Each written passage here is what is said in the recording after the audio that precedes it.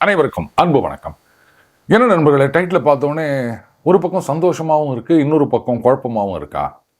ஏன்னா சார், 2 நாளைக்கு முன்னாடி இந்த சீஸ்ஃபயர் அனௌன்ஸ் பண்ணிட்டாங்க அப்படின்னும் போது நீங்கள் தான் வந்து சொன்னீங்க, சீஸ்ஃபயரா எங்கே இருக்குது? அதான் 2 மணி நேரத்துலேயே அடிச்சு வச்சிட்டாங்களே. அமெரிக்காவும் இஸ்ரேலும் சும்மா இருந்தால் கூட நாங்கள் சும்மா விட மாட்டோம் அப்படின்னு யூஏஇ அந்த லெவான் ரிஃபைனரியை போட்டு தாக்கினாங்கன்னு சொன்னீங்க. அதுக்கப்புறம் ஈரான் பதிலுக்கு வந்து சவுதியோடைய அந்த ஈஸ்ட் வெஸ்ட் பைப்லைன் அதெல்லாம் வந்து போட்டு தள்ளி நிற்கிறாங்க. நீயா போதாக வரைக்கும் இஸ்ரேல் வந்து லெபனானை போட்டு பொழந்து கட்டி நிற்குது. இந்த லெபனானுக்கு எதிரான தாக்குதல் நிறுத்தாவிட்டால் நாங்கள் வந்து ஸ்ட்ரெயிட் ஆஃப் ஹோர்முஸை மூடிடுவோம் அப்படின்னு ஈரான் வேற மறுபடியும் கிளப்பி விட்டாங்க.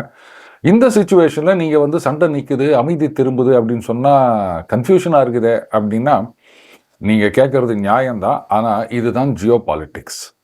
எதையுமே ஃபேஸ் வேல்யூவில் நம்ம எடுத்துக்க முடியாது. அண்டர் கரண்ட்னு ஒன்று இருக்கும். அதை சரியாக நம்ம கணிச்சா மட்டும்தான் என்ன நடக்குது அப்படின்றத வந்து கரெக்டாக புரிஞ்சுக்க முடியும்.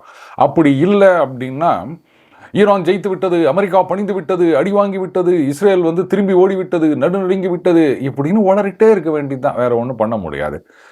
இதில் நிறைய விஷயங்கள் பேரலாக நடந்துட்டு இருக்கு நண்பர்களே. சைனா வந்து தைவானை டேக் ஓவர் பண்ணுறதுக்கு புதுசாக ஒரு வழியை கண்டுபிடிச்சிருக்காங்க. அதே மாதிரி லெபனானில் ஒரே நேரத்தில், அதாவது ஒரு 10 நிமிஷ கேப்பில் 100க்கும் மேற்பட்ட டார்கெட்டை சைமலாக அட்டாக் பண்ணி வச்சுருக்காங்க இஸ்ரேல். இதில் வந்து கிட்டத்தட்ட 254 பேர் ஹெஸ்புல்லா கமாண்டர்ஸ், அவங்களெல்லாம் வந்து ஒரே நேரத்தில் போட்டு தள்ளியிருக்காங்க. இது எப்படி அப்படின்றதையும் நம்ம பார்க்க போகிறோம். அடுத்தது பாகிஸ்தான் வழக்கம் போல் அந்த எடுபிடி வேலை தான் பார்த்துட்டு இருக்காங்க. இதில் சில ஹைப்பு கொடுக்குற வேலைகளும் நடந்துட்டுருக்கு. நாளைக்கு இஸ்லாமாபாத்தில் வந்து அமெரிக்கா ஈரான் பல வருடங்களுக்கு பிறகு நேரடியாக பேச்சுவார்த்தை நடக்கப் போகின்றது அப்படின்னு சொல்கிறாங்க. நிறைய விஷயங்களை நாம் இதில் பார்க்க போகிறோம், இன்ட்ரெஸ்டிங்கான விஷயங்கள். ஆனால் ஒன்று மட்டும் நிச்சயம், அமைதி திரும்புவதற்கான வாய்ப்புகள் வந்து ரொம்ப பிரகாசமாக இருக்கின்றது. இதுதான் நான் சொல்வேன். ரைட், சீஸ்ஃபயர் அனௌன்ஸ் பண்ணும்போது பாகிஸ்தானில் என்ன சொல்கிறாங்க, இந்த போர் நிறுத்தம் அப்படின்றது எல்லாத்தையும் சேர்த்து இன்க்ளூடிங் லெபனான் அப்படின்றது அவங்களுடைய ஆர்கியூமெண்ட். ஆனால் இந்த சீஸ்ஃபயர் அனௌன்ஸ்மெண்ட் வந்த பிறகு 4 மணி நேரம் கழிச்சு Benjamin Netanyahu, Israeli prime minister, அவர் என்ன சொல்றார், லெபனான்லாம் இதில் கிடையாது, ஈரான் மட்டும்தான் அப்படின்றாரு. கூடவே ஒரு மேசிவ் கோஆர்டினேட்டட் அட்டாக் லெபனானில் பார்த்தீங்கன்னா 100க்கும் மேற்பட்ட இடங்களில்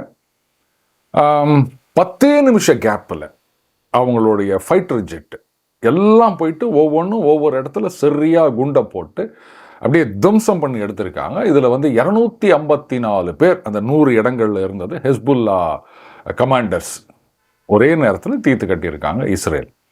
இது எப்படி சாத்தியமானது அப்படின்னா, அப்படியே கொஞ்சம் கொசுவத்தி சுற்றி போனீங்கன்னா பேஜர், அந்த ஹெஸ்புல்லா அவங்க கேடர்ஸ் கமாண்டர்ஸ்லாம் வச்சுருந்தாங்க இல்லையா பேஜர் கம்யூனிகேஷனுக்கு, அதில் வந்து இவங்க வெடிமருந்தை வச்சு சரியான நேரத்தில் வெடிக்க வச்சுருந்தாங்க.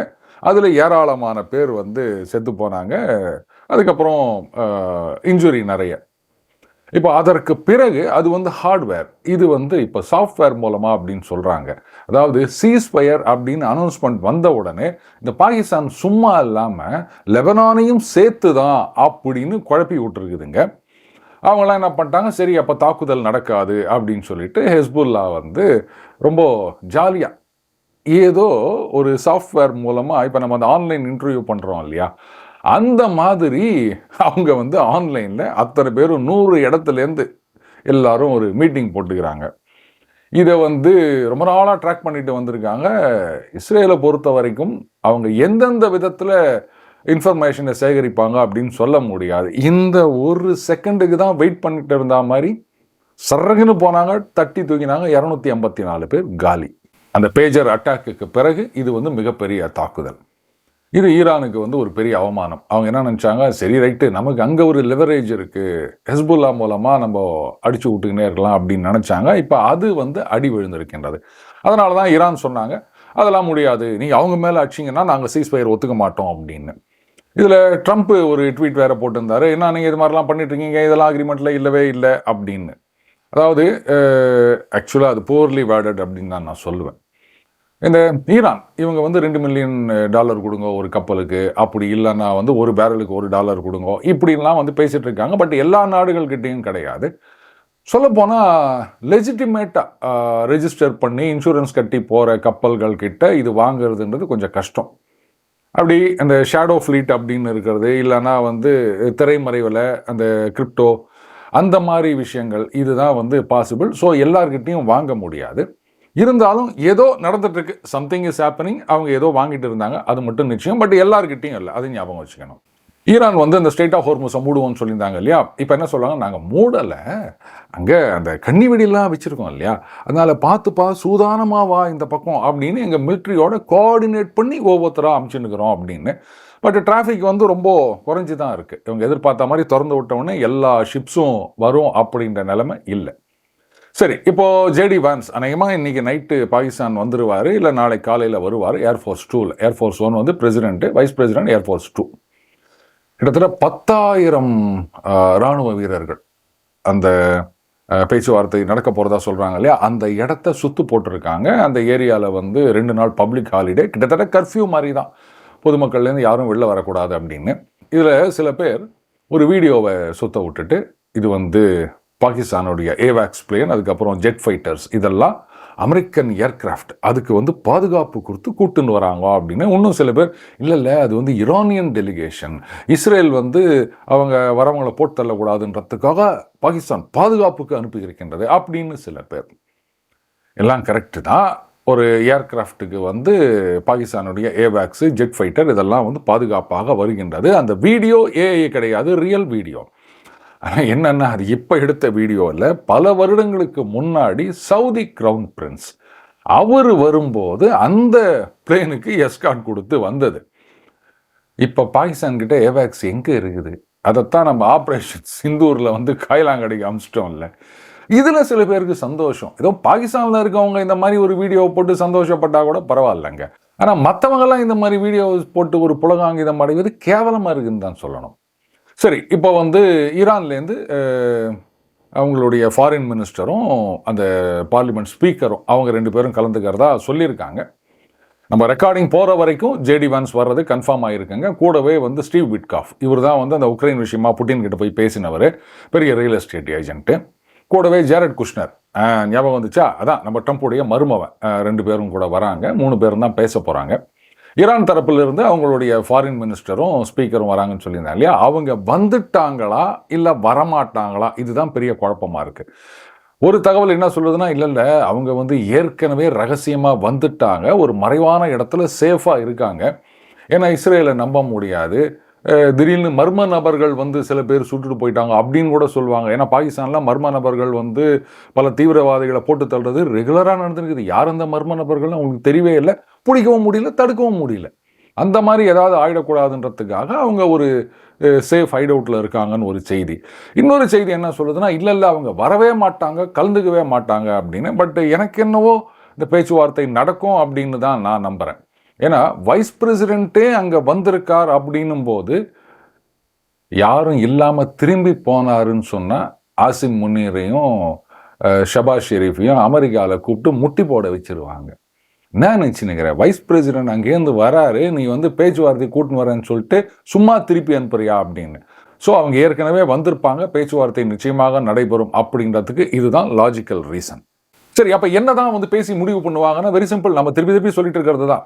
இதில் அந்த nuclear enrichment and enriched uranium, சில நாட்களுக்கு முன்னாடி அந்த அமெரிக்காவுடைய அந்த ஒரு ஏர்கிராஃப்ட் சுட்டு தள்ளிட்டோம் ஈரான் அப்படின்னு சொல்லிட்டு இருந்தாங்க இல்லையா, அந்த ஃபேஸ் ஆஃப் இட் பார்க்கும்போது ஒரு பைலட்டும் வெப்பன்ஸ் ஆஃபீஸரும் அங்கே கீழே விழுந்துட்டாங்க. அவங்கள ரெஸ்கியூ பண்ணுறதுக்கு அமெரிக்கா பெரிய படைகளை எல்லாம் அனுப்பியது. அதில் 2 டிரான்ஸ்போர்ட் ஏர்கிராஃப்ட் அங்கே வந்து மண்ணில் சிக்கிக்கிச்சு, அதை இவங்களே வந்து வெடி வச்சு தகர்த்து விட்டார்கள் அப்படின்லாம் நாம் பார்த்தோம். இதுதான் நான் ஆரம்பத்திலேயே சொன்ன மாதிரி, ஜியோ பாலிட்டிக்ஸில் வந்து அப்படியே on the face of it எதையும் நம்பக்கூடாதுங்க. பட் இப்போது சில தகவல்கள் என்ன கூறுகின்றன, அங்கே இருந்த என்ரிச்டு யுரேனியம் இஸ்வஹான், அதுக்கு பக்கத்தில் தான் இந்த இன்சிடென்ட் நடந்ததாக சொல்கிறாங்க. அந்த என்ரிச்டு யுரேனியத்தை ஈரானே வந்து இங்கே தான் இருக்குது, எடுத்துகிட்டு போங்க அப்படின்னு ரகசியமாக சொன்னதாகவும் அதை வந்து அமெரிக்கா அப்புறப்படுத்தி விட்டதாகவும் இது மாதிரி ஒரு ஆர்குமெண்ட் இருக்குது. இல்லை அங்கே இருக்கிறது தெரிஞ்சு அமெரிக்கா போயிட்டு அதை எடுத்துகிட்டு வந்துட்டாங்க. இந்த ரெஸ்கியூ ஆப்ரேஷன் அப்படின்றது சும்மா ஒரு ஸ்மோக் ஸ்க்ரீன் அப்படின்னு ஒரு கருத்து இருக்கின்றது. வாடவர் இப்போ என்ரிச்டு யுரேனியமில் ஒரு குறிப்பிட்ட கணிசமான பகுதியை அமெரிக்கா தூக்கிட்டு போயிட்டாங்கோ அப்படின்றது தான் செய்தி. ஏன்னா டிரான்ஸ்போர்ட் ஏர்கிராஃப்ட் ஒரே ஒரு கர்னல் ஆர் ஒரு மனுஷன் அவரை வந்து ரெஸ்கியூ பண்ணி எடுத்துகிட்டு வரதுக்கு நீங்கள் டிரான்ஸ்போர்ட் ஏர்கிராஃப்ட், அதுவும் 2 ஏர்கிராஃப்ட் அனுப்ப வேண்டிய அவசியம் கிடையாது. அதை ஞாபகம் வச்சுக்கணும். சதர்ன் ஈரானில் ஒரு பேஸே செட் பண்ணாங்க டெம்பரரியா அமெரிக்கா. ஒரே ஒரு மனுஷனை தூக்கிட்டு வரதுக்கு ஹெலிகாப்டர் போதும்னு நினைக்கிறேன். பேஸ் எல்லாம் வேண்டாம், அம்மாம்பெரிய டிரான்ஸ்போர்ட் கிராஃப்டும் வேண்டாம் அப்படின்றது தான் என்னுடைய கருத்து. இதுக்கப்புறமா தான் வந்து இந்த சீஸ்ஃபயர் அப்படின்ற ஒரு முடிவுக்கு வந்திருக்காரு ட்ரம்ப்பு. ஏன்னா எடுக்க வேண்டியதெல்லாம் எடுத்தாச்சு, இந்த சீஸ்ஃபயர் அதுக்கப்புறம் வந்து அமைதி அப்படின்னு வந்துச்சுன்னா மீதியை நம்ம எடுத்துக்கலாம். ஸோ இனிமேல் ஈரான் கிட்ட அணுகுண்டு இருக்காது அப்படின்றதுனால தான் வந்து நெத்தன்யாவும் இதுக்கு சம்மதிச்சிருக்கார் அப்படின்னு தான் நான் நினைக்கிறேன்.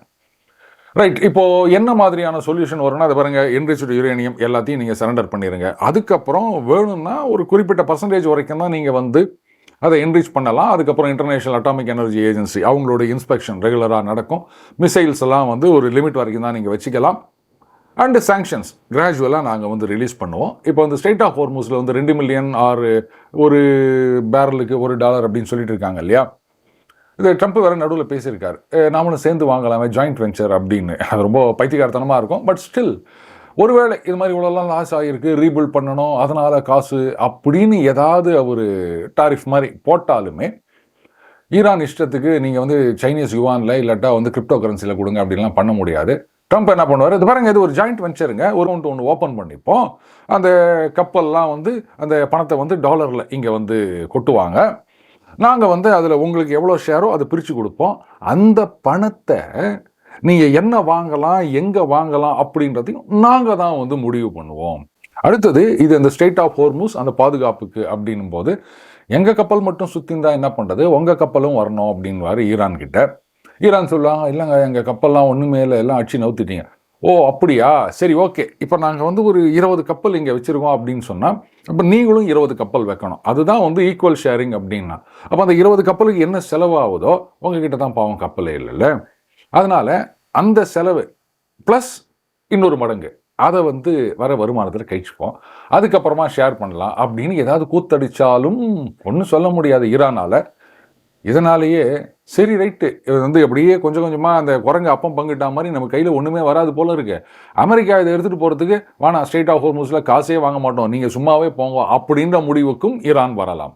சரி, அமெரிக்கா பணியவில்லை, ஈரான் தான் பணிந்து விட்டது அப்படின்றதுக்கு ஒரே ஒரு காரணம் இது பார்க்கும்போதே தெரியுது.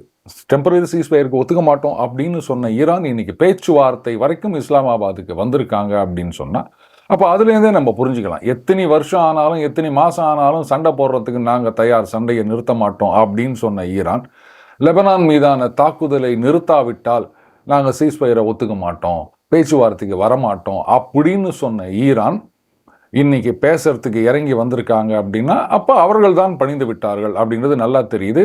அதுவும் எப்போன்னா 10 கண்டிஷனை அதெல்லாம் தூக்கி குப்பையில் போடு அப்படின்னு அமெரிக்கா சொன்ன பிறகும் பேசுறதுக்கு வராங்க அப்படின்னு சொன்னால் அப்போ ஈரான் தான் பணிந்து விட்டது அப்படின்னு நல்லாவே தெரியுது. சரி, இஸ்ரேல் வந்து அந்த லெபனான் தாக்குதல் இப்போ வந்து லெபனானோட பேச்சுவார்த்தை நடத்த போகிறோம்னு சொல்லியிருக்காங்க. அநேகமாக அடுத்தடுத்த வாரங்களில் வந்து அமெரிக்காவில் அது நடக்கும். லெபனான் தரப்பிலிருந்தும் இஸ்ரேல் தரப்பிலிருந்தும் அமெரிக்காவில் போய் பேச போகிறாங்க. இது முக்கியமான கண்டிஷனு அந்த ஹெஸ்புல்லா அவங்ககிட்ட ஆயுதமே இருக்கக்கூடாது அப்படின்னு, இந்த ஆப்ரகாம் அக்கார்டு அப்படின்னு சொல்லிட்டு ட்ரம்ப் போயிட்டு காசா பீஸ் ப்ராசஸ்ன்னு சொன்னார் இல்லையா, அதுலேயும் அதே தான், இது மாதிரி இவங்க வந்து ஆயுதம்லாம் வச்சுக்கக்கூடாது அப்படின்னு. சிக்கல் என்னென்னா இந்த ஹெஸ்புல்லா அப்படின்றது லெபனானில் இருக்குது, குறிப்பாக சவுத் லெபனானில் இருக்குது. அவங்களுக்கு வந்து ஃபண்டிங்கு ஆயுதங்கள் இதெல்லாம் ஈரான் மூலமாக வந்து கொண்டிருந்தது, வந்து கொண்டு இருக்கின்றது, வந்து கொண்டு இருக்கும். அதைத்தான் வந்து அடித்து நொறுக்கணும் அப்படின்றது இஸ்ரேல் அமெரிக்காவுடைய பிளான். இப்போது லெபனானில் ஹெஸ்புல்லா இருந்தாலும் லெபனான் கவர்மெண்ட்டுக்கு ஹெஸ்புல்லா மேலே எந்த கண்ட்ரோலும் கிடையாது. இன்றைக்கு வந்து ஐயோ லெபனான் மீது தாக்குதல் நடத்துகின்றார்களே, அங்கே இருக்க மக்கள்லாம் என்ன பண்ணுவாங்க, அவங்கெல்லாம் கஷ்டப்படுறாங்களே அப்படின்லாம் சில பேர் பொங்கிட்டு இருக்காங்களே.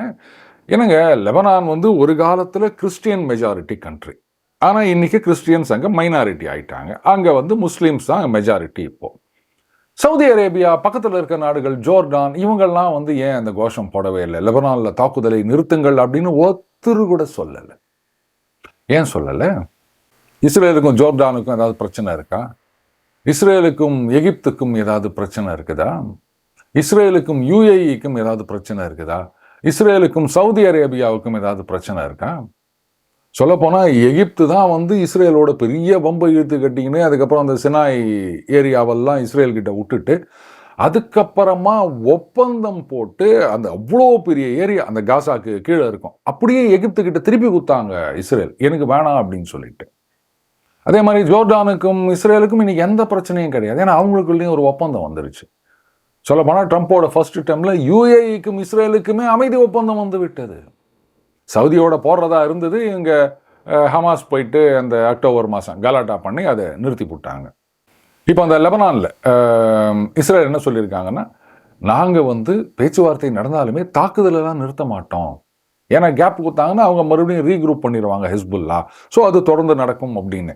இதில் முக்கியமாக சைனா தைவான், அதாவது தைவானை வந்து மிலிட்ரி ஃபோர்ஸ் மூலமாக தான் எடுத்துக்கொள்ள வேண்டும் அப்படிங்கிறது சீனா ரொம்ப நாளாக பிளான் பண்ணிட்டு இருந்தாங்க. ஆனால் இப்போ வந்து இந்த சாட்சிக்காரன் காலில் விழுறத விட சண்டைக்காரன் காலில் விழுந்துடலாம் அப்படின்னு புதுசாக ஒரு பாலிசி எடுத்திருக்காங்க. அங்கே தைவானில் இருக்கின்ற எதிர்கட்சி தலைவர் அவர் வந்து சைனாவுக்கு வந்து ஜிங்கிபிங்கை சந்தித்து இருக்கின்றார்.